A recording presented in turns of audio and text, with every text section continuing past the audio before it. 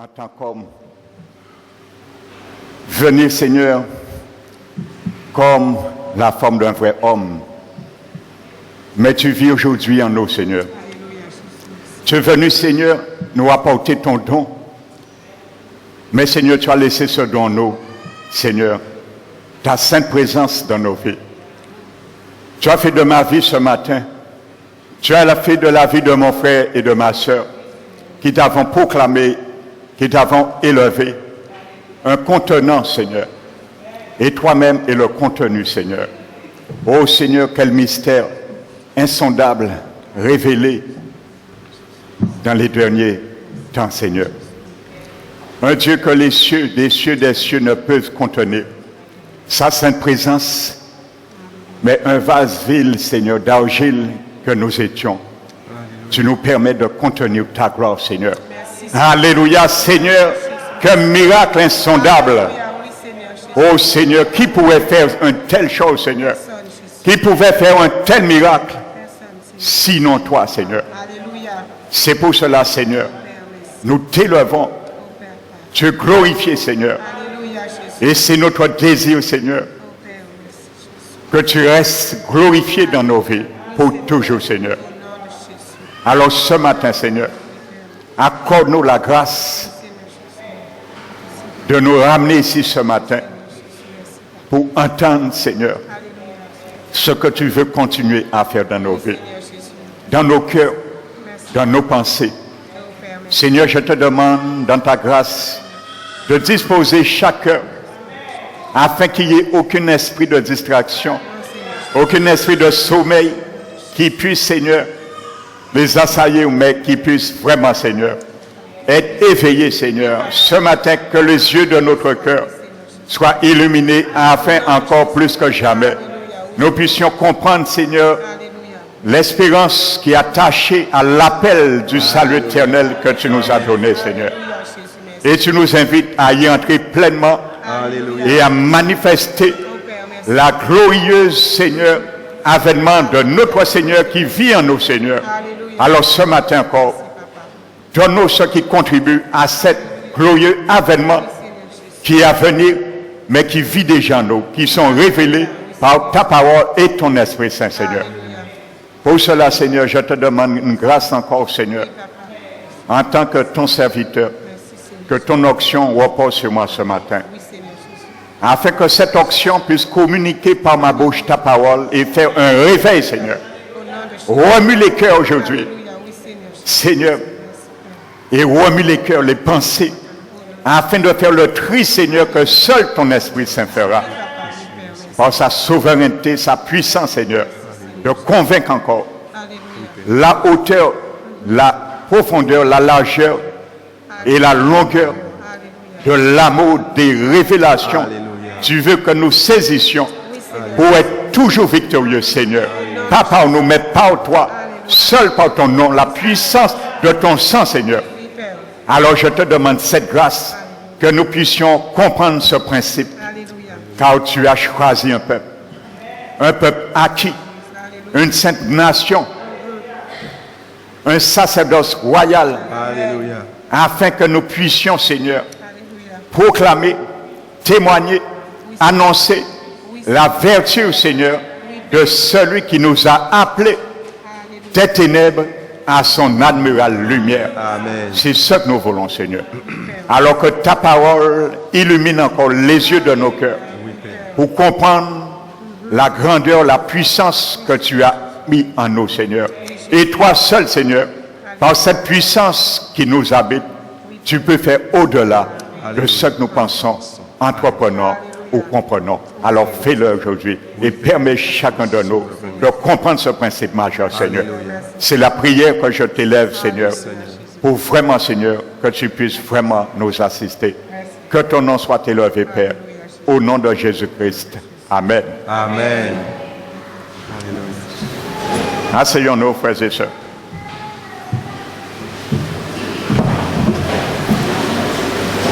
Je vous salue encore, ceux que je n'avais pas salué pleinement, dans la grâce de notre Seigneur Jésus-Christ. Amen. Le Seigneur ne fait acceptation de personne. Alors dispose-toi aujourd'hui. Alléluia. Donc nous allons continuer sans tarder. Donc pour ceux qui nous visitent pour la première fois aujourd'hui, donc c'est une série d'enseignements qui gravitent sur le combat spirituel. Amen.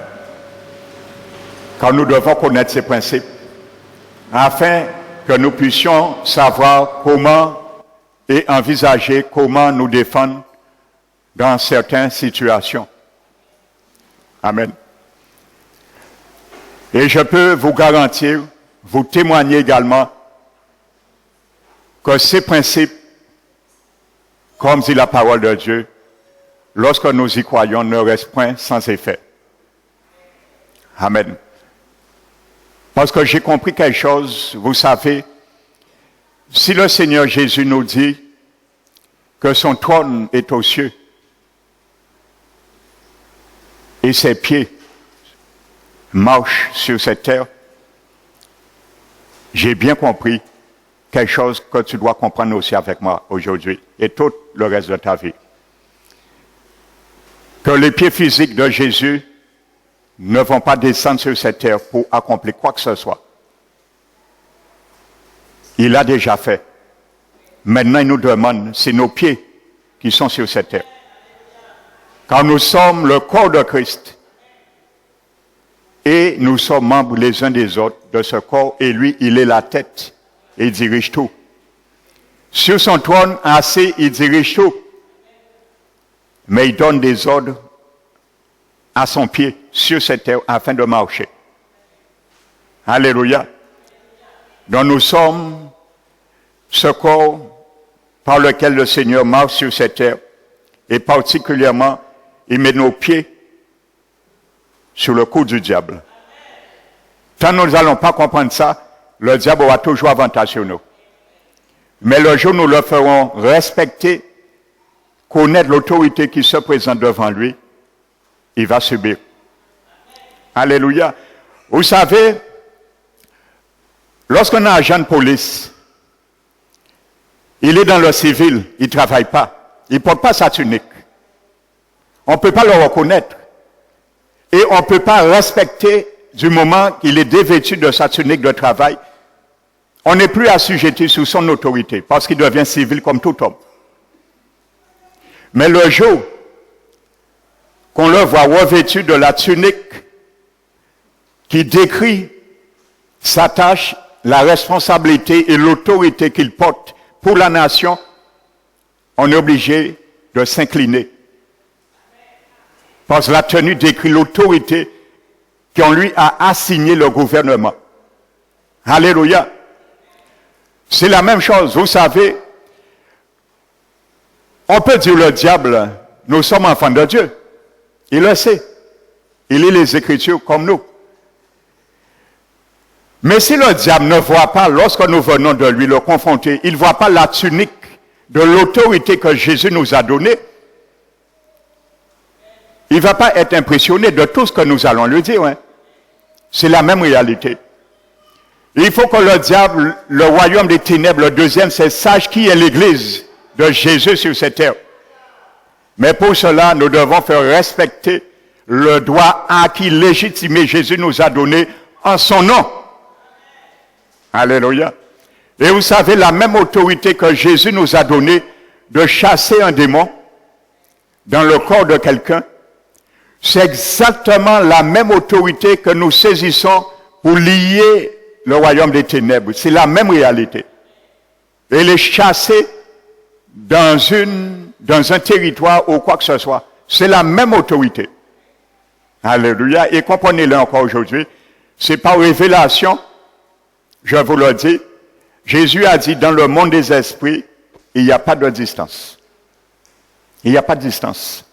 Ça veut dire que tu peux rester ici, sachant que quelqu'un a besoin d'une délivrance en France. Tu peux prononcer la délivrance et ordonner à l'esprit qui habite la personne en France, sans le connaître, sans le voir, de quitter le corps et l'obéir. Il n'y a pas de distance. Le démon entend ta voix au moment où tu proclames. ce décret, aussi bien s'il est en Guadeloupe. Il n'y a pas de limite de distance dans le monde des esprits. Alléluia. Amen. Donc nous allons continuer. Et je le répète, cet enseignement va aboutir sur beaucoup de choses qui va peut-être scandaliser certains parmi nous. Je le dis déjà, afin que nous soyons préparés. Parce que je le répète, il y a certaines églises en Guadeloupe et dans le monde qui prônent un enseignement hérétique et qui font beaucoup de mal aux chrétiens, à leur brebis et du dégât dans leur propre église. Qu'un chrétien n'a pas besoin de délivrance. Alléluia. Il suffit de suivre Jésus et tout ira bien, la délivrance se fera magiquement. Alléluia. C'est ce que les assemblées de Dieu à partir de 1972 ont décrété comme doctrine, afin que vous le sachiez aujourd'hui. Alléluia. Ça a été décrété par les églises assemblées de Dieu dans le monde à partir de 1972. Et je vais m'étendre plus davantage lorsque je viendrai sur ce fait. Alléluia. Amen. Alors nous allons bien le comprendre. Je vais bien vous montrer comment un esprit peut rentrer dans le corps d'un chrétien. Alléluia. Et cette situation est biblique. Et c'est pour cela qu'il faut comprendre, manque de connaissance, mon peuple périt. Mais nous allons continuer. Nous allons venir à la fin sur ce principe. Alléluia. Mais là, nous devons savoir notre position en Christ, dont nous l'avons vu dimanche dernier. Donc, en titre d'introduction, nous allons prendre Éphésiens 1.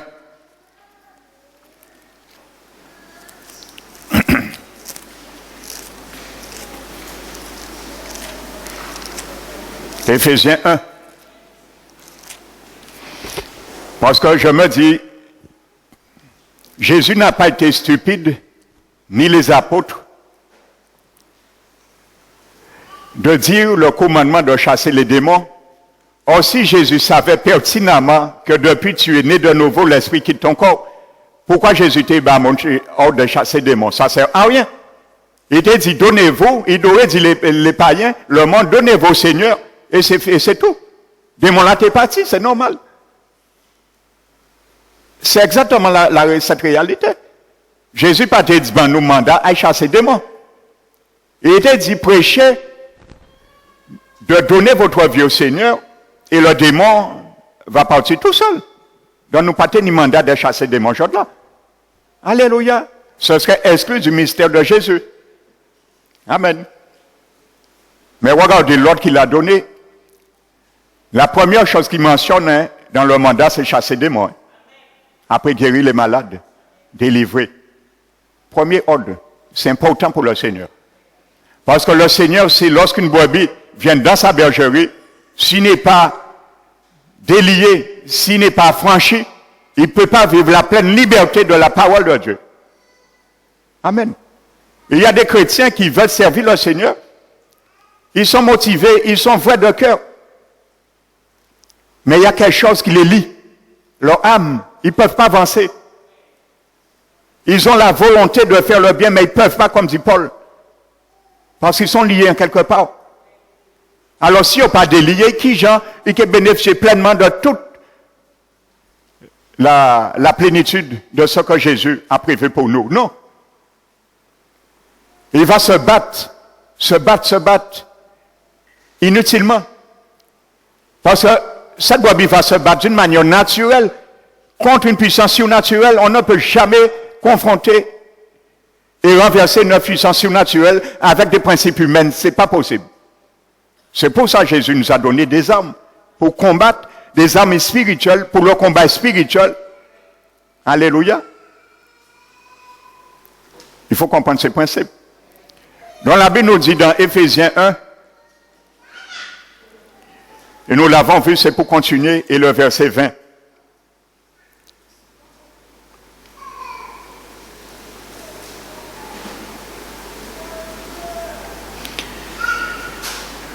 La Bible dit, Dieu a déployé en Christ en le ressuscitant des morts et en le faisant asseoir à sa droite dans les lieux célestes. Amen. Donc Jésus, nous l'avons vu, il est assis à la droite de Dieu, dans les lieux célestes, au-dessus de toute domination. Le verset 6, Éphésiens chapitre 2 maintenant, en parlant de nous maintenant. Alléluia. Pour bien savoir, je disais, nous ne pouvons pas les combattre une guerre sans entraînement et sans savoir notre délimitation. Nous avons vu dimanche que notre délimitation dans le combat, il n'y a pas de limite. La juridiction que Dieu, le mandat que Jésus m'a donné, t'a donné, tu peux combattre et faire valoir cette autorité au-dessus des autorités, des dominations, des dignités et de tout nom qui puisse être nommé sur cette terre et dans le monde à venir. Donc, le mandat, mon frère, ma soeur, te permet d'aller combattre dans tout. Il n'y a pas de limite. Tout pleinement. Si Jésus nous avait donné une limite, mis une marque de démarcation, à ce moment, nous devions prendre égard. Des pailles là, qui n'est pas dans nous. Comme il disait à Moïse, que quand je vous donne un territoire, mais si je vous dis, je ne vous donne pas un territoire à les combattre, je ne serai pas avec vous. Alléluia. Et gardons-nous de ces paroles, tout ce qui a été écrit dans l'Ancien Testament doit nous servir d'exemple. Il y a beaucoup d'enfants de Seigneur qui vivent des involtures dans leur vie. Je parle spirituellement. Et ils vont penser qu'ils vont combattre dans certains domaines le diable. Non. Alléluia. L'Éternel nous dit, il ne sera pas avec nous non plus. Si nous vivons volontairement dans le péché, n'allons pas combattre non plus le monde spirituel, le monde occulte. Parce que bon Dieu, quand il nous paie vers nous non plus. Alléluia. Les lois de Dieu sont rigides et nous devons être respectueux vis-à-vis les préceptes de notre Dieu, même si nous sommes enfants de Seigneur. Amen. Donc maintenant, la Bible nous dit au chapitre 2, au verset 6. Voici mon frère, ma soeur, où tu es assis pour te savoir. Parce qu'il y a beaucoup de chrétiens qui ne savent pas ces choses. Alléluia. Et comme je disais dimanche, on a présenté un évangile aujourd'hui. On présente dans les derniers temps un évangile tronqué aux chrétiens, tronqué de facilité. Pour remplir des églises. Il y a dit, donnez-vous au Seigneur, tout beau.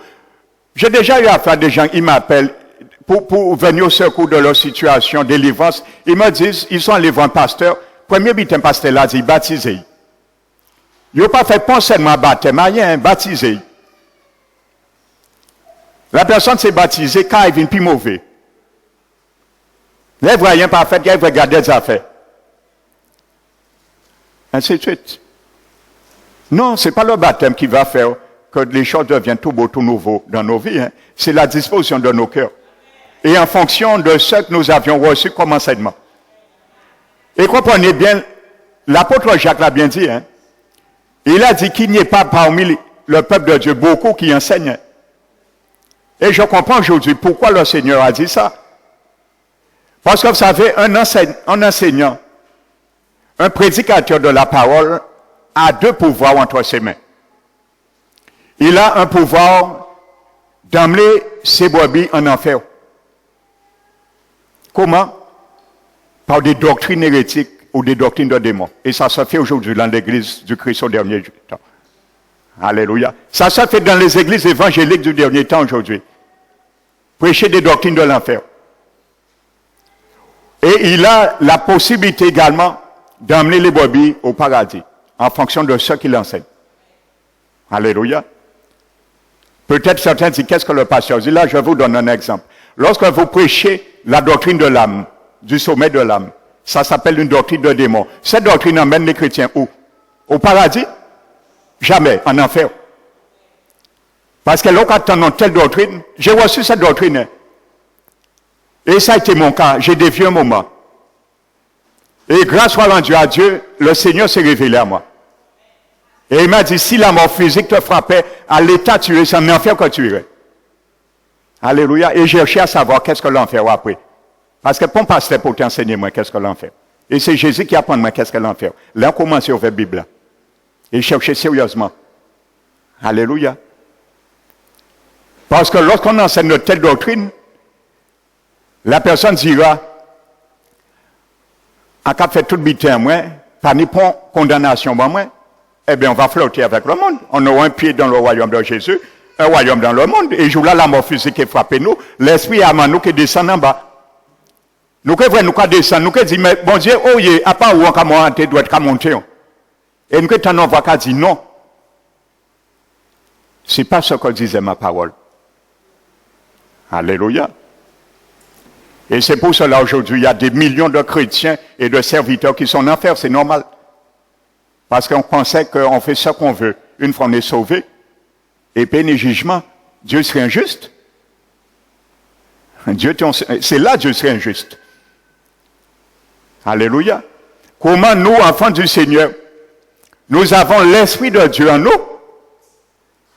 Nous avons la capacité, la Bible dit, celui qui est né de Dieu ne pêche point. La Bible dit, parce qu'il est né de Dieu, il a la semence de Dieu habite en lui. Un chrétien n'a pas cette semence, il n'a pas l'Esprit de Dieu. Alors Dieu aurait condamné le monde qui n'a pas son esprit.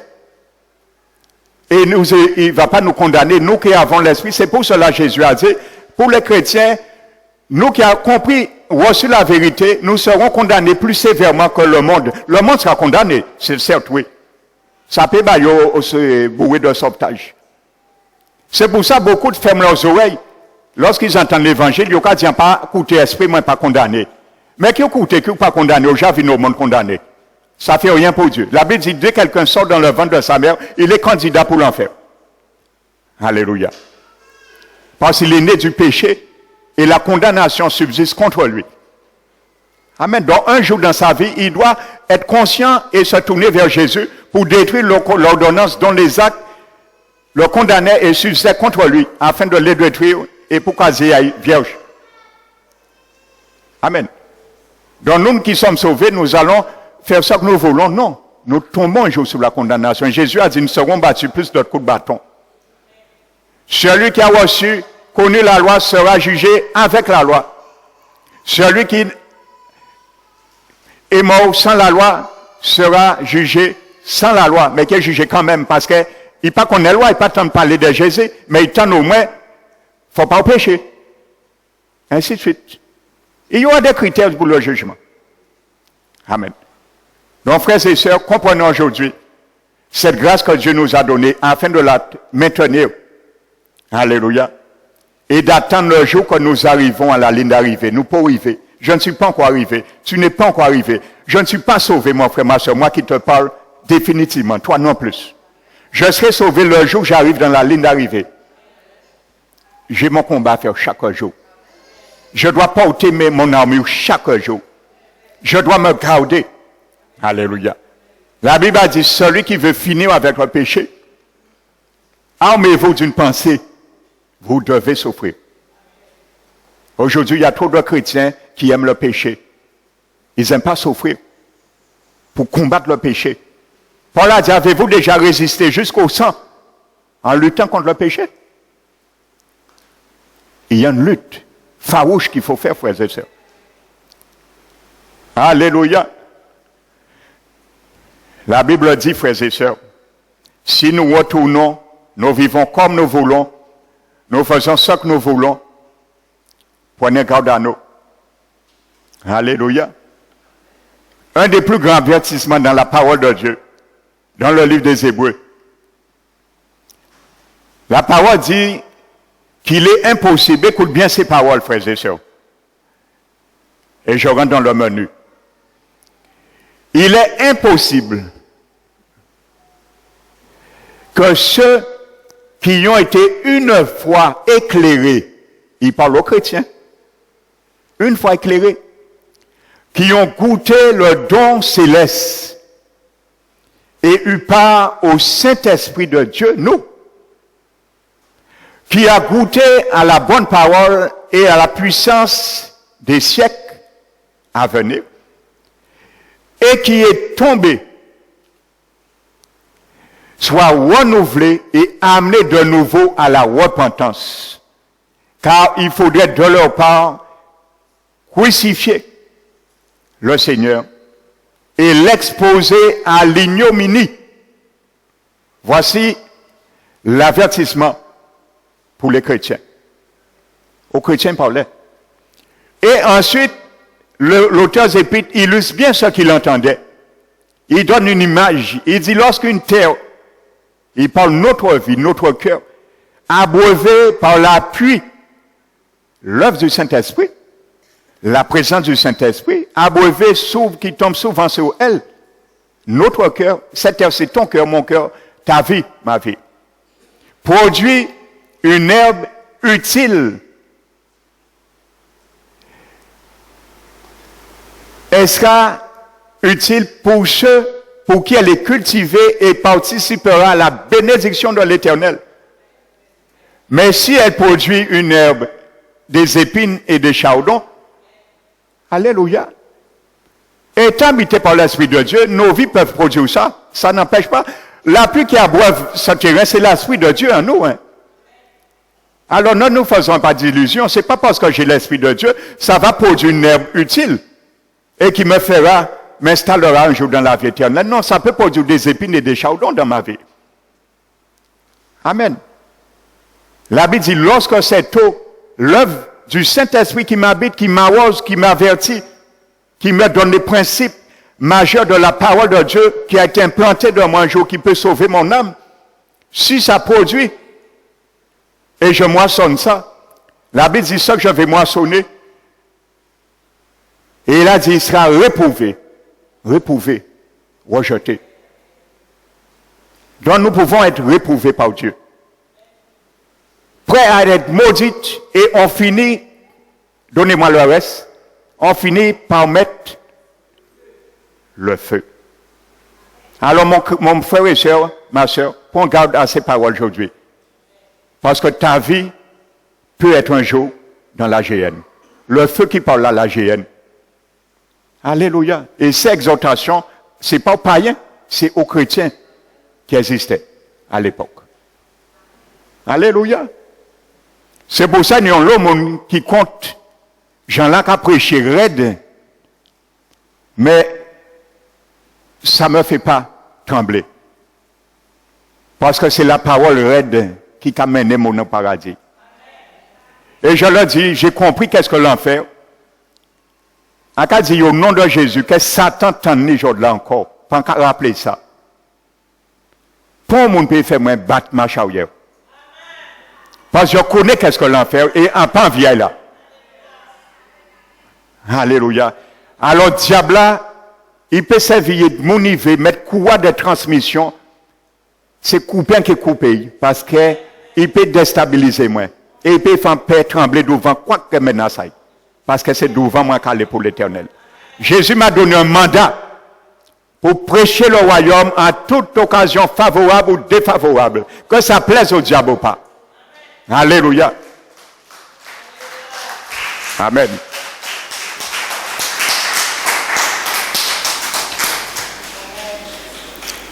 Donc, nous allons prendre le verset 6 d'Éphésiens 2. Jésus assis sur les lieux célestes, il nous a ressuscités ensemble et nous a fait asseoir ensemble dans les lieux célestes en Jésus-Christ. Donc, pour que tu saches vraiment, je sais où je suis assis dans le combat spirituel. Pas c'est important de le savoir. Et je comprends, il y a certains qui ont peur de même nommer le nom du diable dans le combat. Parce qu'ils ne savent pas leur position. Si on n'enseigne pas ça, c'est normal. On peut avoir crainte. Si on nomme le diable là, est-ce qu'on bitin qui arrive moi? Alléluia. Non, n'aie pas crainte. Je te dis, tu es assis avec Jésus. Amen. Vous savez, le mot assis dans les lieux célestes ne veut pas dire nous sommes assis physiquement. Hein. Il faut comprendre quelque chose. Ça veut dire que l'autorité, le pouvoir que Jésus a, il te le donne. Ça veut dire que c'est le même mandat. Ça veut dire que Jésus te donne droit d'agir comme il agirait également. De faire comme il faisait. C'est ça, être assis. Lorsqu'on est assis sur un trône, on partage l'autorité du trône. C'est ça que ça veut dire. Quand nous sommes assis dans les lieux célestes, il faut comprendre spirituellement, nous partageons toute l'autorité avec Jésus qui l'a mis établi sur le trône. Comprenez, lorsque Joseph, après 13 années à peu près de péripéties, pour entrer dans la vision que Dieu lui avait donnée, lorsqu'il est devenu premier ministre, gouverneur de Pharaon, regardez ce que Pharaon lui a dit. Pharaon lui a dit, la seule chose qui va se distinguer entre toi et moi. Ça veut dire que c'est ça seulement qui te permettra d'aller au-dessus de moi. C'est le trône. Le trône. Parce que Pharaon voulait dire par là à Joseph, il ne pourra pas partager son trône. Ça veut dire se mettre comme lui, en tant que le monarque. Alléluia. Mais il lui a donné tous, ensuite, à part de cela, la grâce que Dieu a fait à cet homme, par l'endurance de sa foi et la persévérance dans la souffrance. Alléluia. Donc maintenant, étant conscient de cela, c'est pour bien savoir que maintenant, nous pouvons combattre maintenant dans les lieux célestes, dans Éphésiens 6 et verset 12. Vous voyez, le livre d'Éphésiens, l'épître, c'est vraiment une épître de combat. Maintenant, le chapitre 6 et le verset 12 nous dit, nous n'avons pas lutté contre la chair et le sang. C'est normal, mon frère, ma soeur. Parce que tu n'es pas assis, je ne suis pas assis sur un trône humain. Les rois de ce monde sont assis sur un trône humain. Et lorsqu'ils vont combattre à la guerre, c'est normal, ils utilisent des armes pour combattre contre la chair et le sang, pour tuer. Donc nous comprenons pourquoi ces armes-là, nous ne les avons pas. La Bible appelle ça les armes du faubourg. Mais les armes du chrétien sont spirituelles. Amen. Donc c'est pour cela qu'il nous dit de nous revêtir des armes spirituelles dans Éphésiens. Amen. Donc maintenant, nous comprenons clairement quelque chose.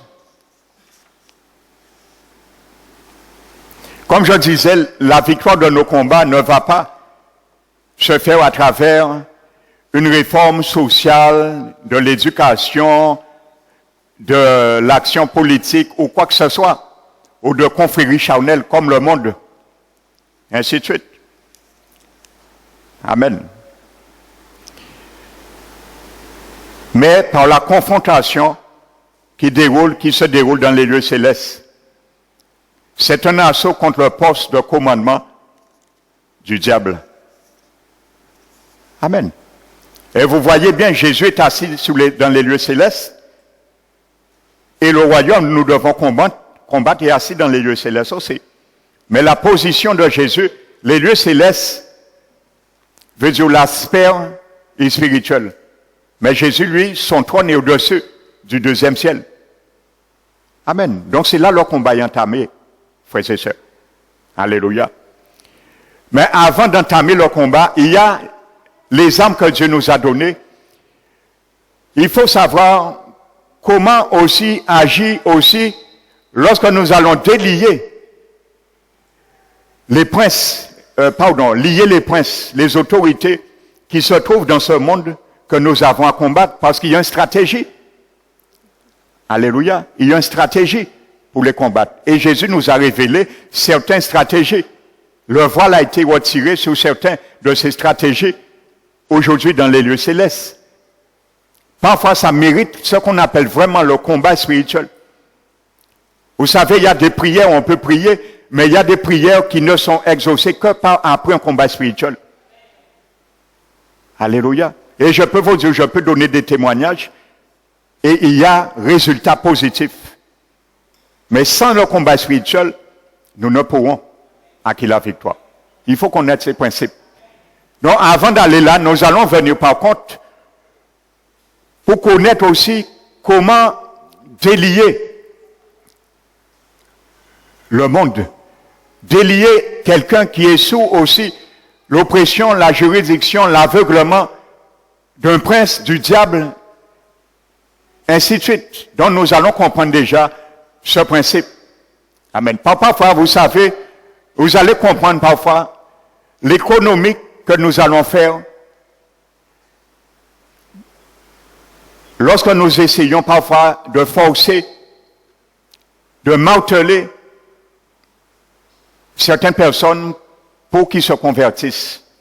Nous allons comprendre des fois, nous perdons notre temps si nous ignorons ce principe. Parce que c'est nous à mener un combat pour cette personne, bien souvent. Donc si nous ignorons ça, on va se fatiguer. Alléluia.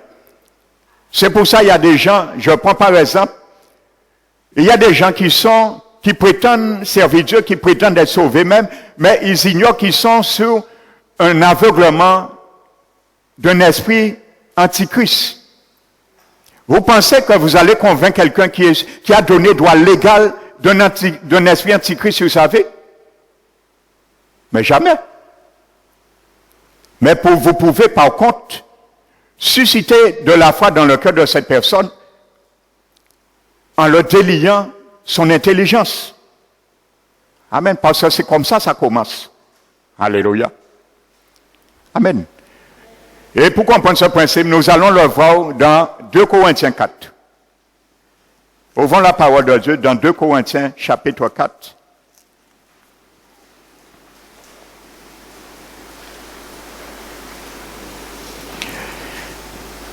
Versets 3 à 4. 2 Corinthiens 4, versets 3 à 4.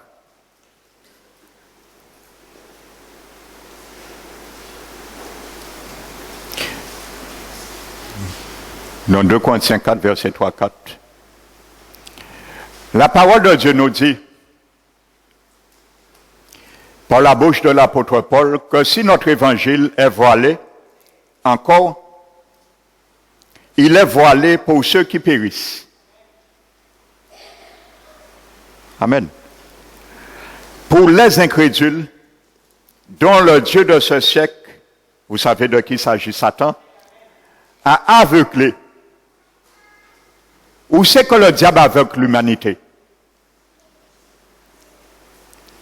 Frères et sœurs.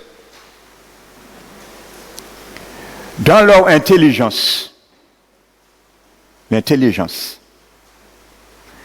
Donc, il faut bien comprendre quelque chose. Comme je disais, il y a des sectes où que parler avec eux de midi à 14 heures, quand ils ont dit 24 sur 24, c'est que des généalogies sans fin. Nous perdons notre temps parfois. Parce que leur intelligence est aveuglée. Alors si nous pas mettre nous en brèche pour eux, pour Dieu déchirer voilà ça nous-mêmes fait, nous avons l'autorité de le faire. Nous tenions en brèche, déchirer le voile. Pour eux pas vrai, non. Amen. L'intelligence, c'est là le diable aveugle l'humanité. Et vous savez, l'intelligence de l'homme, c'est quoi? C'est l'organe que Dieu a mis en l'homme qui lui permet de penser. Penser. De réfléchir. De spéculer.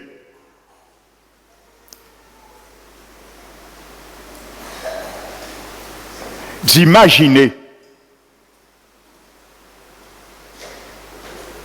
Ainsi de suite. Frères et sœurs. Donc voici les domaines de cet organe que la Bible appelle l'intelligence de l'homme. Comme c'est avec ça que l'homme réfléchit, l'homme pense, l'homme accepte ou refuse ce qu'on lui dit, comprend, accepte ou refuse de comprendre, ça c'est l'organe d'intelligence. Amen. Et vous savez, le diable, c'est ce qu'il fait parce que il ne peut pas atteindre la volonté d'un homme directement. Amen. La volonté n'est pas le siège de l'intelligence. C'est autre chose. La volonté de l'homme se trouve en aval de l'intelligence. Parce que lorsque je prends une décision avec ma volonté, c'est avec ma volonté que je prends une décision. Mon intelligence est là pour réfléchir avant que je prenne une décision. Mais ma volonté ne réfléchit pas à la place de mon intelligence. Alléluia. Et c'est pour cela que le diable, si vous regardez la parole de Dieu, surtout les livres de Proverbes et dans les épîtres de l'apôtre Paul et des autres apôtres, vous allez comprendre pourquoi la Bible insiste tant sur protéger nos pensées. Il ne parle pas de protéger notre volonté. Parce que si Dieu permettait au diable de toucher directement ma volonté, Dieu aurait dit c'est le diable qui a péché, non moi. Parce qu'il aurait contrecarré, il aurait fait un pont à travers mon intelligence. J'aurais agi sur une oppression, sur une force incontrôlée de la part de mon intelligence. Amen. Donc ton intelligence doit protéger ta volonté, ma volonté. Amen. Alléluia. Si j'ai pris la décision de marcher avec Dieu, c'est parce que j'ai réfléchi. Je me suis assis, j'ai fait un calcul. J'ai fait le calcul comme Jésus m'a demandé. De voir si, quand je vais commencer à bâtir une tour, la tour, c'est ma vie, ma communion, mon engagement, l'alliance que je vais faire avec Jésus. Ça, c'est ma tour. Ton tour, quand tu as réfléchi un jour, tu t'es assis à réfléchir. De bien calculer la dépense. De peur que tu t'engages, après tu dis, ah, les mondes sont trop belles. En pas qu'au carnaval encore. En pas qu'à y en bois des nuits. En pas qu'à y en tradition, ainsi de suite. En qu'à regretter sans fait. Jésus dit, non, il est trop tard. Parce que si tu regrettes après, tu aurais commencé à entreprendre une entreprise, dépenser des frais et arrêter, tu perds doublement. Alléluia. Mais avec Jésus, nous ne perdons jamais. Il y a beaucoup qui ont regretté. Et dans l'église, ils se sont apostasiés maintenant dans les bancs de l'apostasie. Mais que Dieu les fasse grâce de retourner avant son avènement. Et nous prions pour cela. Amen. Dans le jour, j'ai calculé avec mon intelligence. Et après, j'ai réfléchi, j'ai assimilé toutes les conséquences que ça m'impliquait dans mon engagement avec le Seigneur. J'ai pris ma décision avec ma volonté. Et j'ai dit, ouais, maintenant, oui, Seigneur, je t'accepte. Mais j'aurais pu dire non, après avoir calculé. Parce qu'avec mon intelligence, je calcule. J'aurais pu dire non, la vie trop belle. En plus, je dis, moi, après la mort, c'est une bête. Alors, ni tout à gagner. Vivons et mangeons, après, c'est le sommet de l'âme, comme ancien de certains sectes. Amen. Et après, nous avons regretté, nous avons vu qu'il n'y a pas de sommet ni en l'esprit en nous, ni en âme en nous. Sommet là, dans les corps physiques en nous, à la tombe. Et la tombe à l'enfer. Alléluia. Donc c'est pour cela le diable aveugle l'intelligence de l'homme, premièrement. Parce que quand il aveugle l'intelligence, il peut s'accaparer de la citadelle, qui est notre volonté, et accaparer la ville. Ma volonté, ta volonté, c'est la ville, frères et sœurs. Alléluia. C'est cette ville que le diable veut prendre en otage. Mais ton intelligence, c'est une barrière, la muraille, qui empêche cela. Alléluia. Nos pensées, c'est les portiers de la ville. C'est ce que décrit le Proverbe 23. Il est comme la pensée de son âme. C'est la muraille. Ma pensée, c'est mon portier. Vous avez dans l'hébreu ce mot qui a été traduit par pensée a une racine qui veut dire portier. Littéralement, tu peux dire ce verset dans le Proverbe 23 que ta pensée est le portier de ton âme, de mon âme. L'âme, c'est quoi?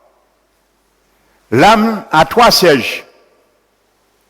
L'intellect, qui est l'entendement, qui est l'intelligence, les pensées, ainsi de suite. Et il y a un deuxième siège qui est la volition, la volonté. Et il y a un troisième siège qui est l'émotion, les sentiments. Amen. Donc mes pensées, frères et sœurs, c'est capital, avoir une bonne pensée, frères et sœurs, pour le Seigneur. un chrétien doit traiter ses pensées. Frères et sœurs, c'est important. Vous savez, lorsqu'un chrétien perd sa vie éternelle, c'est parce que sa pensée a une brèche qui a été faite. Parce que c'est le portier. Ma pensée, frères et sœurs, c'est le portier de mon salut. Aujourd'hui, je peux accepter une doctrine qui me dit, il n'y a aucune condamnation pour toi. Tu as accepté le Seigneur, fais ce que tu veux. Quand tu seras sauvé à travers le feu, de dire 2 Corinthiens 3. Le pasteur prend ça. Hein. J'entends des pasteurs qui prennent ce verset. Hein. Ils disent à leur brebis que vous avez accepté Jésus, vous avez passé par le baptême d'eau, vous ne pourrez jamais perdre votre salut. Parce que regardez ce que la Bible dit dans Corinthiens. Vous allez être sauvés à travers le feu. Amen. Mais ce qu'ils oublient, Paul expliquait déjà que tous les chrétiens qui vont être sauvés à travers le feu, ce sont des chrétiens qui ont bâti leur vie avec des œuvres précieuses, qui est l'or, l'argent et des pierres précieuses, mais qui sont sauvés. Ça veut dire qu'ils ne viendront pas en jugement, ils auront leur salut sera gardé, mais ils perdront leur récompense. Mais ceux qui ont bâti leur vie après avoir été sauvés, à travers le chaume, le bois, le foin, la paille, qui ne peuvent subir l'épreuve du feu parce que ça a brûlé. Alléluia. Eh bien, ils vont brûler dans la géhenne, eux. Parce qu'ils n'ont pas laissé leur vie être modelée dans le main du potier, dans le four du potier, pour brûler et consumer tout ce scorie de leurs mauvaises actions que Dieu les demandait à crucifier. Alléluia. Eux, ils vont connaître la géhenne, oui, le vrai feu. Parce que leurs propres œuvres, ils n'avaient pas permis pendant leur pèlerinage terrestre que le Seigneur, l'Esprit de Dieu, puisse les consumer à travers les épreuves et ainsi de suite. Amen. Donc, c'est pas ça, hein. C'est pas tout chrétien qui est sauvé, hein. Cette catégorie de chrétiens, non seulement ils vont perdre leur salut, mais ils vont perdre aussi leur récompense. C'est ça que Paul disait. C'est pour ça que Paul disait, ils vont sauver à travers le feu. Paul imaginait un événement comme si nous sommes dans un bâtiment et il y a le feu et on a le temps de se sauver jusque de temps. Avant bitin fondrer si nous, ou dit fait là, consumer nous. C'est cette expression, l'image que Paul a pris là. Amen. Alléluia. Aujourd'hui, je connais des pasteurs qui prennent ce verset et quand ils chrétiens, ils ne peuvent jamais perdre salut. Et si vous voyez demain, moi, ou toi, mon frère, ma soeur, tu vas les reprendre sur quelque chose de répréhensible qu'ils font, ils vont se fâcher contre toi. Parce que quand je ne vois pas ça, ils enseigner. Mais la Bible a dit que moi, sauvé. En billet, moi, pas mon pays perdre. Frères et sœurs. Et c'est pour cela, Jésus avait bien dit, le jour du jugement, il y aura des grincements de dents et des pleurs. On l'a qui regretté. Yo dit moi ça, pasteur moi enseigné moi ça. Bien souvent, certains vont se retrouver en enfer avec leur propre pasteur. Et qui dit pasteur, c'est eux qui fait moi ça la journée là. Et qui t'en envoie en enfer qui dit non, mon fils, ma fille, c'est pas le pasteur qui t'a amené là, c'est toi, ton cœur. Alléluia. Et qui dit oui, Jésus, c'est en temps l'église a été enseigné moi ça. Jésus qui dit tu étais dans son église. Mais quand disait ma parole? Ma parole te disait de quitter ces hommes. Alléluia. Il n'y aura pas d'excuse. Hein. Aucun chrétien ne dira Jésus, mon pasteur m'a amené là. Et mon pasteur peut dire, là, c'est là qu'il y en a fait, peut dire Jésus, que c'est moun, les brebis qui fait yo là, non plus. Chacun répondra pour soi. Amen. Alléluia. Parce qu'aujourd'hui, c'est trop n'importe quoi dans l'église du Seigneur. Que ce soit au niveau des brebis, que ce soit au niveau des pasteurs. Alléluia. On aurait dit maintenant, personne ne se préoccupe de son salut. Personne ne se préoccupe, ni brebis, ni pasteur. Alléluia. Parce qu'on s'est attitré un titre d'être pasteur, c'est tout. Mais la fonction elle-même, nous ignorer. Alléluia. Jésus a dit, le berger donne sa vie pour ses brebis. Et il y a beaucoup de pasteurs, ils oublient qu'ils ont donné leur vie pour la bergerie de Jésus. Si on brebis a crié à minuit, il n'a pas répondu, il a dit, c'est l'aime à dormir moi. Mais lorsque cette brebis vient le dimanche apporter sa dîme, et en plus cette dîme bien souvent, pas qu'il y ait un trésorier à l'église là, et qu'il y ait un poche à berger là, directement, sans passer un trésorier à l'église là, il pas changé que brebis là, ça, qu'a dîme, et c'est pas dîme à brebis là, même qu'à crier à minuit, qu'a permis de vivre, et de bien dormir, qu'a ronflé.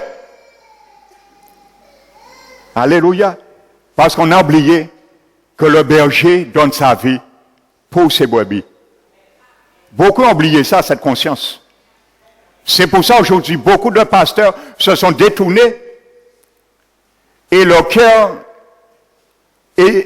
a eu l'amour de s'enrichir et ils se sont enfoncés dans des tourments éternels. Leur âme est devenue comme un tout, dans un tourment éternel. Depuis, ils n'ont pas vrai l'argent, ils ont ni démangeaison. Il y a des pasteurs dans des églises aujourd'hui en Guadeloupe. Si ils voient les offrandes, depuis les offrandes, j'ai aussi corbeille là. Si ils pas vrai en l'offrande, ils ont déjà commencé ni démangeaison. Parce qu'ils ont déjà tremblé. Ils ont dit qui j'en qui mange, qui j'en qui péloyer moi, qui j'en qui fait ça, ainsi de suite. Et là, ils ont décidé, ils n'ont pas ça si fait, ils ont couru vite pour un verset. Dans l'Ancien Testament, hors contexte, pour faire un prétexte. Et il a dit, bon Dieu, dis-moi, le Seigneur m'a dit de tourner une deuxième fois. Les brebis, naïvement, les brebis sont sincères, hein. Naïvement, ils ont couru. Les brebis peut-être tenir en dernier 50 € pour faire ces semaines-là. Mais ils sont naïfs, leur cœur a la libéralité, il faut leur mettre. Ils sont les tromper naïvement. Ils donnent, et peut-être ils restent sans manger pendant une semaine. Lorsque la deuxième tournée, il a conçoit qu'à part somme là, ça prêter ni jour là, et qu'il a commencé à faire mes yeux. Et qu'il a dit, le Seigneur, il voit un monde peut-être, ni chéquier pendant qu'il a fouillé en sacaille. Et qu'il a dit, le Seigneur m'a dit, toi, tu as habillé de telle façon, de prendre ton chéquier, de faire une offrande pour l'Éternel, 3 000 €, et tu verras la bénédiction de l'Éternel. Ce frère, cette soeur, ils savent ni chéquier, mais ils ne savent pas que là, il était qu'à fouiller en sacaille pour deuxième tournée là, parce qu'il pas ça, parce que la vraie chéquier. Et qu'il a dit, mais habillé, genre dans telle couleur, mais ça n'a venu que de Dieu. Qui j'en passe là, ça va non chéquier? Oups, ouais, ben l'autre. Naïvement. Cette personne a 20 € sur son compte pour le mois. Comme il dit, bon Dieu dit, bah 3 000 €, il a fait un chèque de 3 000 €. Après ça, tourment. L'arrivée, il a recevoir un courrier des bancailles, zone rouge, interdiction bancaire, interdiction de retraiter dans les distributeurs de billets. Gratter tête. Et quand il voit pasteur là, il a dit, pasteur, tu as dit, l'Éternel m'a dit de donner 3 000 €, je serai béni, je suis dans un tourment, qu'est-ce que je fais? Pasteur là qui a dit, tu as cru à l'Éternel, mets ta foi. Il va pouvoir, il pourvoira. Mais il peut dire, là, que la parole de Dieu a dit, que ce sont les bénédictions de l'Éternel qui enrichissent, n'est suivi d'aucun chagrin. Pourquoi cela, au frère là, il va 3 000 € dans le chagrin maintenant? Donc ça aussi, la travaine du diable et d'un mensonge. Voici ce qui se passe dans les églises aujourd'hui. Donc, ce frère et cette sœur, ou cette sœur, moun ka moke, et quand tu vas dans l'église, ils ont qu'à parler de bon Dieu, et c'est via, c'est ça bon Dieu qu'a fait, mais ils ont qu'à traîner au tribunal, pour ainsi de suite. Cette personne, eh bien, elle se résilie dans l'amertume, ce chrétien ou cette chrétienne, et qu'elle dit, eh bien, pas qu'elle prend l'église encore. Et c'est ça que le diable voulait atteindre. Vous savez comment le diable commence par les pensées. Si les pensées ne sont pas protégées, frères et sœurs, il y a toutes sortes de dégâts. Tout cela commence dans les pensées. Dans les pensées.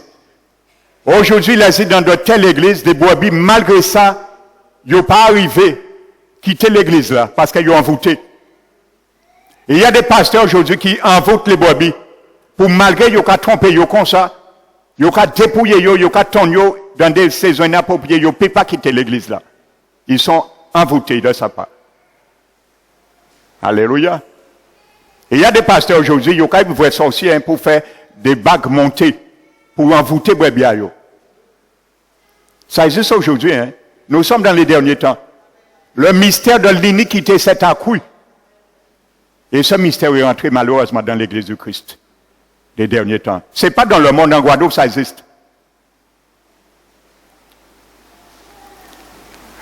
Amen. Donc c'est normal, peut-être on l'a pasteur, PME moins. Mais ça n'a pas fait rien. Ça n'a pas qu'à faire rien. Parce que je me remets à la justice de celui qui juge justement. Parce que moi, quand dit la vérité, quand dénoncer les royaumes des ténèbres, parce que Paul a dit de ne prendre part aux œuvres infructueuses des ténèbres, mais de les dénoncer et de les condamner au nom de Jésus. Alléluia. Il faut condamner ces choses. C'est de l'abomination parmi le peuple de Dieu. Donc, continuons Corinthiens. Mais ça commence à prendre naissance, le cheminement dans les pensées de l'homme. 2 Corinthiens 4. Si notre évangile est encore voilé, il est voilé pour ceux qui périssent. Pour les incrédules dont le Dieu de ce siècle a aveuglé l'intelligence, afin qu'ils ne voient pas briller la splendeur de l'évangile, de la gloire de Christ, qui est l'image de Dieu. Donc vous comprenez la responsabilité que nous avons pour prier et chercher que Dieu puisse enlever ce voile dans l'intelligence des hommes. Parce que si ce voile-là, la parole de Dieu nous dit que le voile est ôté lorsque le cœur se tourne vers le Seigneur. Alléluia. Le voile est ôté lorsque le cœur se tourne vers le Seigneur. Donc lorsque le voile va être ôté, le cœur sera disposé et ils vont accepter le Seigneur.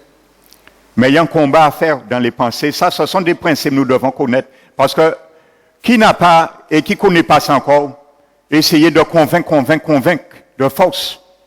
Non, frères et sœurs. Si le cœur de la personne a une barrière, nous ne pouvons pas le démonter comme ça. Le combat, c'est un combat spirituel, la prière. C'est pour ça que la prière est importante, frères et sœurs. La prière a une puissance. Et c'est pour ça que c'est une âme que le diable redoute, la prière. Frères et sœurs. Parce que la prière renverse des forteresses. La prière brise des murs. Lorsque le cœur de quelqu'un est comme un béton, par la prière, nous pouvons faire le Seigneur passer son attouchement divin, ramollir les tendances de ce cœur et devenir un cœur mou, doux, docile, dans la main de l'Éternel. La prière. Mais pas dans des choses qui n'aboutissent à rien. Forcer, oui, non, c'est prière. Lorsque nous avons déjà vu l'incrédulité s'installer, nous devons prier et plaider, se tenir en brèche pour telle ou telle personne, afin que le Seigneur puisse l'amener et le sauver. Amen. Frères et sœurs, le mot voilé, qui est traduit par voilé, dans le grec, c'est le mot kalupsis. Comprenez bien quelque chose. Le mot qui est traduit grec par voilé veut dire cacher, couvrir, envelopper. Cacher, couvrir, envelopper. Amen. La Bible nous dit bien que le diable a voilé l'intelligence, a aveuglé l'intelligence pour voiler l'évangile. Ça ne veut pas dire que l'évangile n'est pas là, mais ça veut dire que la personne, même si il veut accepter l'évangile, il ne peut pas le voir dans sa splendeur comme le Seigneur nous permet de présenter. Ça veut dire, nous disons à la personne, vous avez tout à gagner avec Dieu. Il vous pardonne vos péchés. Il vous justifie, il vous lave, il vous sanctifie, ainsi de suite. Votre nom est ratifié dans le livre de vie. C'est parce que cette personne, c'est comme quelqu'un qui a les yeux physiques. Il y a quelque chose devant nous, nous ne pouvons pas voir. Mais ça ne veut pas dire que cette chose n'est pas là. C'est parce qu'il y a quelque chose qui nous empêche de le voir. Amen. Il suffit que cette chose soit ôtée, alors la personne, son cœur sera disposé et il va voir et comprendre ce que Dieu veut qu'il voie et comprenne. Amen. Donc c'est ça, ça veut dire cacher, envelopper et couvrir. Amen. Mais comment le diable couvre l'intelligence de l'homme? Est-ce qu'il prend un drap? Est-ce qu'il prend un voile? Non, pas un voile physique. Mais vous allez voir, qu'est-ce que ça veut dire couvrir? Amen. Comment il s'y prend pour couvrir l'intelligence? Ça veut dire obscurcir l'intelligence de l'homme. Amen. Ce n'est pas avec un voile physique, mais vous allez voir avec comment il le fait.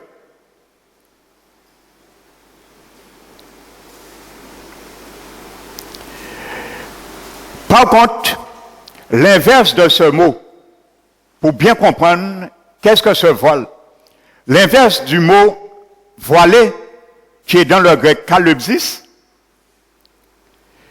le mot révélation, quand la Bible parle de révélation, et vous comprenez pourquoi Paul priait que Dieu donne aux chrétiens d'Éphèse un esprit de révélation, frères et sœurs.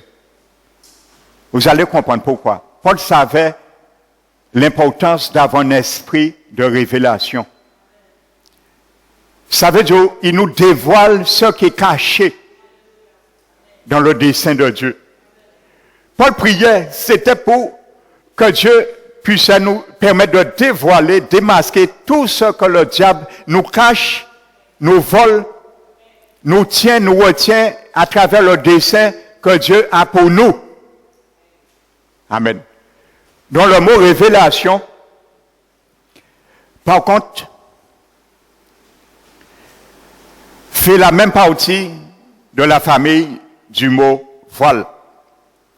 Il est composé dans le grec d'un préfixe apo qui veut dire sang et ajouté du mot que nous venons de voir, kalupsis. Amen. Le mot voilé veut dire kalupsis. Le mot révélation, le grec ajoute l'adverbe apo, qui veut dire, le préfixe apo qui veut dire sans voile. Donc quand Dieu révèle quelque chose, c'est parce que Dieu dévoile quelque chose qui avait été enveloppé, couvert. Amen. C'est pour cela quand Dieu donne des révélations, c'est quelque chose, si ce n'était pas une révélation, nous ne pourrons aucunement le savoir ou le connaître. Amen. C'est pour ça que la Bible dit que les choses cachées appartiennent à Dieu et les choses révélées à ses enfants et à nos enfants pour que nous les pratiquions. Et c'est pour cela la Bible dit, nous chrétiens, que c'est par l'Esprit de Dieu, nous pouvons connaître les choses de Dieu. Amen. Alléluia. Donc voici, frères et sœurs, la révélation que Dieu, c'est l'inverse de ce mot couvrir, cacher, envelopper. Amen. Et c'est important de prier pour que l'Éternel nous fasse grâce de révéler des choses que nous ne connaissions pas. Amen. Il nous avertit, il nous donne déjà parfois ce qui va arriver. Il nous le présente par révélation. Bien souvent, c'est par songe, vision dans notre sommeil. Mais parfois, Dieu me donne, même pendant que je prie, le Seigneur me fait ce qu'on appelle de rentrer dans le royaume de l'Esprit. Pendant que je prie pour une situation, et de plus en plus, que le nom du Seigneur soit glorifié, ça se présente maintenant dans ma vie, quand je prie. De plus en plus. Pendant que je prie, le Seigneur me fait rentrer dans le royaume de l'Esprit. Et je vois les choses déjà cachées. Il me révèle. Dans un combat spirituel, il me révèle déjà la portée du combat, parfois. À m'attendre, à me préparer. Ainsi de suite. Je ne vais jamais oublier, j'ai déjà donné ce témoignage, qu'il y avait une sœur, j'étais son pasteur, que la maison de leurs parents était un peu hantée, et tous ils étaient chrétiens, sauf le père. Personnellement, j'avais oint cette maison avec un frère, et il y avait d'autres serviteurs qui étaient déjà passés. Ils avaient pris la Sainte Seine, ils avaient fait le lavement des pieds pour chasser ses présences. Et cette mère de famille m'avait confirmé qu'elle voyait des démons marcher chez elle le soir, de ses yeux.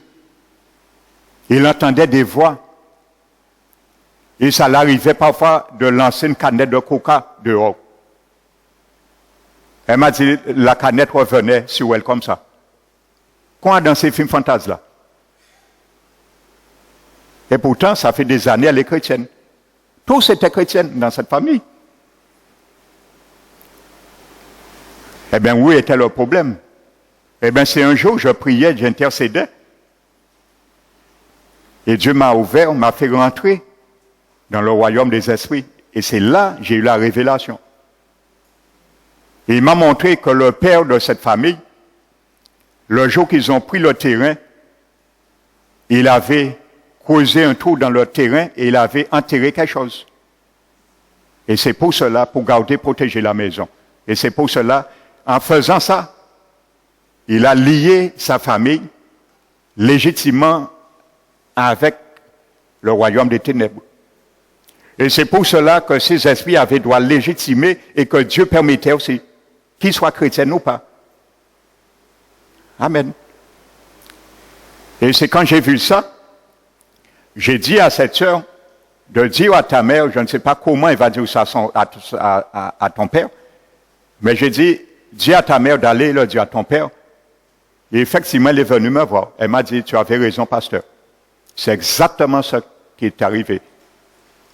Le père a dit qu'effectivement, lorsqu'ils ont pris ce terrain, il a été voir un sorcier. Et le sorcier lui a dit d'enterrer quelque chose pour protéger, avoir la protection contre le mal de cette maison. Mais c'est l'inverse qu'il fait. Parce que Satan n'a pas divisé le royaume. Le royaume du diable, c'est quoi? C'est mettre des démons dans la vie des gens, mettre des démons dans les maisons. Il n'y a pas qu'à diviser des royaumes. Amen. Donc le père a confirmé, effectivement, il a enterré quelque chose, mais il ne se rappelait pas où c'est enterré par contre. Là, je ne sais pas l'histoire parce qu'entre-temps, j'ai démissionné de cette église un mois après. Alors, je ne sais pas maintenant l'histoire, mais Dieu a donné la révélation. Et je pense que si Dieu donne la révélation, je pense que Dieu a pourvu pour délier cette maison. Amen. La révélation.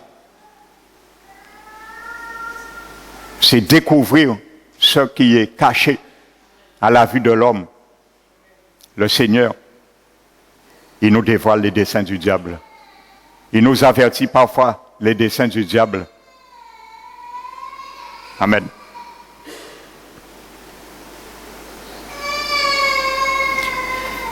Donc, une révélation, c'est quoi? Littéralement, c'est le fait d'enlever un voile, dévoiler, découvrir.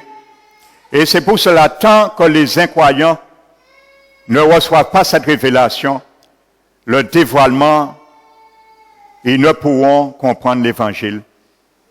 C'est le but du diable. Amen. C'est le but du diable. Tant il va aveugler nos pensées, notre intelligence, il va nous garder captifs dans cette dimension. Jusqu'au jour, si nous ne nous repentons pas, il aura droit de venir récupérer notre âme et notre esprit et l'emmener en bas, en enfer, après notre mort. C'est pour ça que le diable tient beaucoup de religieux. Vous savez, un des plus grands démons qui existent aujourd'hui dans les églises, ce sont les démons de religion, de religiosité plutôt. Ce sont à travers ces esprits. Vous savez, dimanche prochain, nous allons bien décrire ça. Comment le diable essaie de frayer un chemin dans la vie d'un homme, d'une femme, à travers les pensées. Et une fois, il a réussi. L'esprit qu'il envoie, c'est un esprit de religiosité. Et pour démanteler parfois de tels esprits, c'est pas facile. Parce que la personne même qui est tellement habituée, ça amène de l'orgueil, ça amène de l'autosuffisance. Et vous savez, lorsqu'il y a un lien qui est tissé dans nos vies, parfois dans un même lien, il y a plusieurs esprits qui sont en action sur un même lien. Alléluia. Donc parfois, ce n'est pas facile à les démanteler. Et nous comprenons bien aujourd'hui, dans le telle église, qu'on prêche qu'un chrétien n'a pas besoin de délivrance d'esprits qui habitent leur corps. Eh bien, la plupart de ces esprits sont bien remplis par ces gens d'esprit, de religiosité. Amen. Et pourtant, ces personnes, bien qu'ils acceptent de telles doctrines dans leur église, leur âme est bien troublée. Lorsqu'ils viennent le dimanche, peut-être ils lèvent les mains, ils louent le Seigneur, ils prient, ils pleurent, ils donnent leurs dîmes, leurs offrandes. Mais quand ils arrivent chez eux, ils sont aussi tourmentés qu'ils sont rentrés dans l'église. Parce que si l'esprit là, son église qu'il a pour imprimer à mort, l'esprit là qui est toujours qu'il fait. Alléluia. Il le fera toujours. Il est là, il est vivant, il est bien là. C'est une réalité. Il est là. Et si le pasteur ne veut pas s'aligner sur les injonctions des préceptes, des commandements de Jésus, ce n'est pas Jésus qui le fera. Alléluia. Parce que Jésus a donné le mandat au pasteur de le faire. Il a donné la clé de délier et la clé de lier. Alléluia. Donc ce n'est pas Jésus qui va le faire, il va nous clé là. Amen. Il faut que les serviteurs et les chrétiens prennent leurs responsabilités à faire ce que Jésus a déjà acquis pour eux des milliers d'années. Il y a des choses que Jésus ne fera pas pour nous. Il nous a donné mandat de le faire. Alléluia. Cette semaine, j'ai reçu une auditrice. Elle est de Saint-Martin.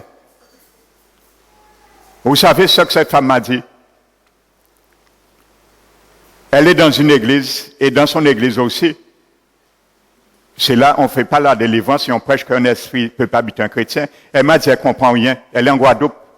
Elle m'a dit que dans l'église de son pasteur maintenant, Saint-Martin, presque toutes les semaines, il y a des chrétiens qui meurent. On ne sait pas qu'est-ce qui s'est passé. Toutes les semaines. Et il y a une brebis dans cette église qui meurt. Est-ce que c'est la volonté de Dieu, frères et sœurs? Non. Il y a une cause. Et il y a une cause à la base. Alléluia. Et le Seigneur parfois le permet pour éveiller les yeux endormis. Est-ce que c'est la volonté de Dieu? Presque chaque semaine, il y a une brebis qui meurt dans cette église. Alléluia. Paul a dit, ne donnez pas avantage au diable, hein, car nous n'ignorons pas ses desseins. Alors si tu oublies le dessein, ignore qu'un chrétien peut habiter par un esprit, le diable aura avantage. Alléluia. Et son dessein, tôt ou tard, va s'accomplir. Et même si ces pasteurs disent que l'église là bien gardée, c'est pas vrai. Il y a une brèche dans la muraille. Et la ville est attaquée. Et dimanche, je vais bien expliquer ça. Et stratégiquement, nous allons bien voir par la parole de Dieu, ce scénario par la parole de Dieu. Comment le diable flèche, brise des murailles et il s'empare maintenant des biens des chrétiens. Alléluia. Parce qu'il est venu, son objectif c'est dévorer, dérober, détruire et tuer. Alléluia. Lorsque le diable envoie un esprit nous habiter, c'est pour dérober nos biens, pour dévorer nos bénédictions, voler notre santé et détruire nos vies. Alors si nous allons laisser là engraisser, il est engraissé. Parce que c'est une porte que nous avons ouverte que quelqu'un a ouverte. Alors si porte là ça, nous pas repérer, renoncer, révoquer, et qui continue à agir. Alléluia. Et le Seigneur Jésus a donné autorité à ses bergers de le faire. Ce n'est pas le Jésus qui le fera. Alléluia. Amen. Et ça, nous voyons, ce n'est que les conséquences de la désobéissance à ses serviteurs. Par la Bible, une malédiction sans cause n'aboutit à rien. Alors, si nous avons désobéi au mandat de Jésus, en nous trompant par de faux raisonnements, mentant contre la vérité, avec ces doctrines alléchées qu'un chrétien, une fois les sauvé, il suit Jésus, et tout le bitin qui a bien démon qui a quitté, maladie qui a quitté corps, sous le truchement que nous sommes achetés de la malédiction de la loi, ça ne tient pas debout. Parce que lisez la malédiction de la loi aujourd'hui, pour ceux qui ne sont pas convaincus, dont parle Galates 3, cette loi c'est dans Deutéronome 28. Lisez la quantité de malédiction qui est attachée à la désobéissance de la loi. Vous allez voir la quantité de maladies physiques qui est numérée dans Deutéronome 28. Alors si Jésus t'a racheté nous de la malédiction de la loi, ça veut dire qu'un démon ne peut pas habiter comme chrétien. L'un chrétien qui a vu au Seigneur, il ne faut pas être même une maladie encore, non plus. Parce que la malédiction de la loi, il y a beaucoup de maladies aujourd'hui. C'est un fait, Jésus nous a racheté de cette malédiction. Mais nous avons l'autorité de nous libérer, si nous le voulons. Il nous a racheté. Exactement, il nous a racheté du péché de la mort. Mais tout le monde ne sera pas sauvés. C'est ceux qui décident d'accepter le sang de Jésus et le sacrifice rédempteur pour leur vie. Il nous a racheté de la malédiction de la loi, mais c'est ceux qui sont délivrés, s'ils prennent autorité d'être délivrés. Il nous a guéris par ses meurtrissures, mais celles qui font ça, qui fait pour être guéris de nos maladies. Oui. Amen. Eh bien, il faut te dire aussi qu'il n'y a pas ni pour maladie qui doit exister. Un chrétien doit donner sa vie au Seigneur et la maladie quitte le corps automatiquement aussi. Et bien souvent, la maladie est décrite comme une possession démoniaque. Parce que Jésus a guéri beaucoup de malades et c'était des démons qui les tenaient dans cette maladie. La dame qui était liée, courbée pendant 18 ans, Jésus l'a déliée. Amen. Aujourd'hui, il y a beaucoup de personnes qui sont courbées, qui sont atteintes de problèmes, d'infirmités, de déformations. Ils ont fait toutes sortes de massages, toutes sortes de docteurs. On ne voit rien, c'est normal, parce que la cause est spirituelle. C'est un esprit qui les paralyse. Il y a des infirmités qui sont purement physiques, mais il y a des infirmités qui sont purement démoniaques. Si cette femme-là, à l'époque, elle était menée voir toutes sortes de massages, toutes sortes de sciences occultes, elle a fait télépathique, les piqûres, ainsi de suite, pour essayer de redresser, ça n'a pas marché, ça a été en vain. Parce qu'elle a dit qu'elle est malade physiquement. Non, c'est un démon qui tenait cette dame. Jésus a chassé cet esprit et elle s'est redressée. Instantanément. Alors, Dieu nous ouvre les yeux, qui nous ouvre les yeux pour discerner lorsque la maladie est purement physique et lorsque la maladie est purement démoniaque, ou lorsqu'il y a les deux. Je vous ai donné le témoignage dans les centres psychiatriques, ce qui se passe. Eh bien, les psychiatres ont reconnu, même eux qui n'est pas chrétiens, que les gens qui viennent là, ce sont des démonisés. Ils l'ont reconnu en faisant face à des situations para-humaines. Ils se rendent compte qu'un monde normal, ni débitant, ils ne peuvent pas faire. Eh bien, Dieu les a fait grâce de reconnaître que ces patients, à 75%, ce sont des gens qui sont habités par des esprits. Mais malheureusement, ils n'ont pas ni la recette. Ils ont besoin des médiums. Ils n'ont pas la recette pour ça. Mais c'est une réalité. Alors, dans les derniers temps, que Dieu délivre son peuple, et que son peuple prenne conscience pour faire soi-même ce qu'on appelle l'autodélivrance. Parce que nous allons voir ça aussi, l'autodélivrance, ça se fait. Tu peux te délivrer d'un démon toi-même, mon frère, ma soeur. Parce que la même autorité que Jésus t'a donnée de chasser un démon, tu peux prendre la même autorité de chasser un démon que tu as discerné dans ta vie, dans ton corps. Tu peux le chasser aussi. Alléluia. Amen. Donc vraiment, que le nom du Seigneur soit glorifié. Et nous allons continuer dimanche prochain. Nous allons nous mettre debout, frères et sœurs, pour prier l'Éternel. Amen. Nous allons fermer nos yeux.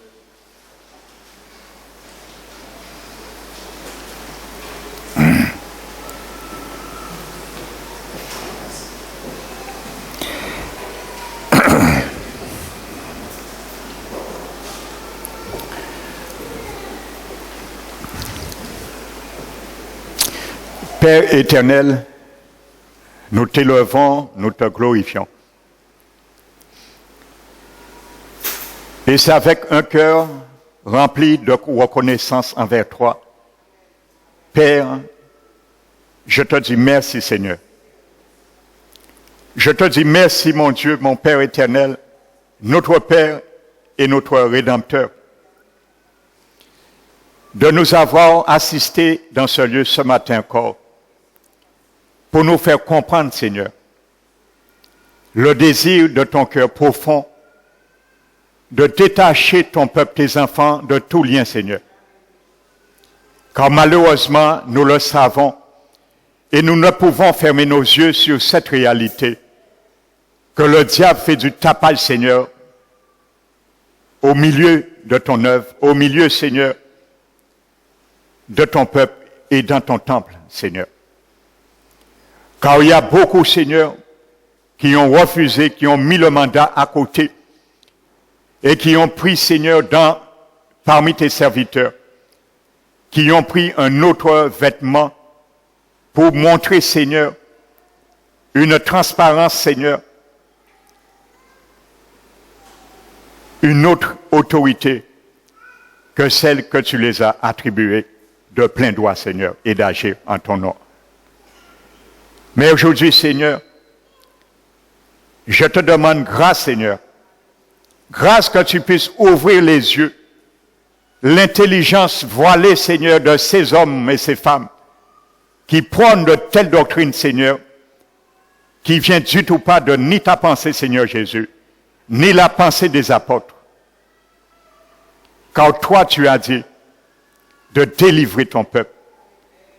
Toi, tu nous as dit d'abattre les forteresses et de rendre captive toute pensée qui s'élève contre ta connaissance à l'obéissance de Christ.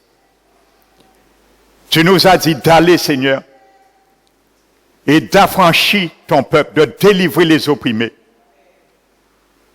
Mais aujourd'hui, il y a beaucoup qui sont opprimés parmi ton peuple, car leur âme est opprimée par des esprits, Seigneur.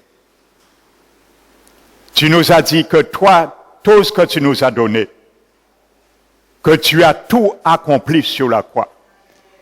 Le jour où tu as été maltraité, méprisé et opprimé, Seigneur Jésus, sur la croix du Calvaire, c'est pour nous libérer de nos oppressions. Tu l'as déjà fait. Tu nous demandes, Seigneur, que malgré tes meurtrissures sur la croix du Calvaire, que si un parmi ton peuple étant malade ne croit pas et ne vient pas te demander la guérison, Seigneur, alors ces meurtrissures resteront vaines à leur égard. Alors de même, Seigneur, si sachant que nous sommes habités, nous avons besoin conscient d'une délivrance, que ce soit dans notre âme ou dans notre corps, bien que tu as été opprimé, brisé pour nos iniquités, alors cette œuvre salutaire sur la croix nous sera vaine également à notre égard. Car tu voudrais plus que jamais nous faire comprendre ces choses et accepter ces principes. Je te prie ce matin que tu puisses dévoiler l'intelligence de ceux qui font partie de ton serviteur, de tes serviteurs, Père éternel, de retirer ce voile afin que tu puisses oindre leurs yeux et qu'ils puissent voir, Seigneur, par rapport à ton collier, le collier de ton Esprit Saint, le moyen de délivrer ton peuple et de les rendre libres, car c'est pour la liberté tu nous as affranchis, Seigneur. Alors, Père éternel, Jésus-Christ, toi qui es le chef suprême de ton Église universelle, alors, Seigneur, agis, Seigneur, ouvre leurs yeux, déchire le voile et remets sur pied tes serviteurs afin qu'ils puissent accomplir parfaitement le mandat que tu les as donné, pour qu'ils ne puissent point connaître, cacher, ignorer les desseins du diable, mais les démasquer, les dévoiler, afin qu'ils puissent fuir loin, loin de la vie de tes enfants, Seigneur. Je te bénis, Seigneur, et je te bénis, Seigneur, pour le ministère de délivrance que tu as octroyé et que tu es en train vraiment d'installer dans ce lieu. Je te bénis, Seigneur, pour ceux et celles que tu es en train de former vraiment pour cela, Seigneur. Et je te bénis, Seigneur, car cette église sera une église, Seigneur. Une église, Seigneur, que beaucoup parmi ton peuple viendra chercher la délivrance. Une église parmi beaucoup de ton peuple viendront chercher la guérison. Une église parmi beaucoup de ton peuple viendront se restaurer dans ta parole et susciter encore de l'intérêt pour qu'ils puissent te servir et reprendre goût à ton évangile qui a été masqué à leur égard à travers de fausses enseignements erronés, Seigneur. Protège ton Église, Seigneur.